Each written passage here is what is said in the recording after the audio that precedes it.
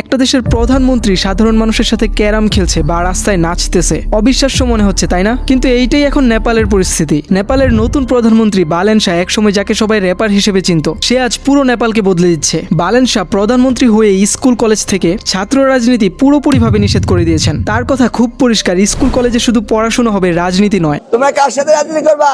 জায়মা রহমানের সাথে নাকি? এমনকি ক্লাস 5 পর্যন্ত সব রকম পরীক্ষা বাতিল করে দিয়েছেন। দুর্নীতি দূর করতে 1990 সাল থেকে আজ পর্যন্ত যত মন্ত্রী নেতা আছেন সবার সম্পদের হিসাব নেওয়া শুরু করেছেন। যারা জনগণের টাকা চুরি করেছে তাদের এখন এক এক করে জবাব দিতে হইতেছে। আচ্ছা, বাংলাদেশের মানুষকে এমন কোনো দিন দেখতে চায় না? নেপালে এখন ভিআইপি কালচার বলতে কিচ্ছু নেই। একজন মন্ত্রীকেও এখন ট্রাফিক সিগন্যালে দাঁড়িয়ে থাকতে হয়। আর প্রাইভেট হাসপাতালগুলোতে 10% বেড গরিবদের জন্য ফ্রি করে দেওয়া হয়েছে। সবচেয়ে মজার ব্যাপার হলো সরকার কি কি কাজ করছে সেটা সাধারণ মানুষ ফোনে একটা অ্যাপের মাধ্যমে সরাসরি দেখতে পারবে। নেপাল যদি পারে তাহলে আমরা কেন পারতেছি না? আমাদের দেশেও কি এমন নেতৃত্বের প্রয়োজন নেই যারা চেয়ারের বদলে মানুষের সেবাকে গুরুত্ব দিবে?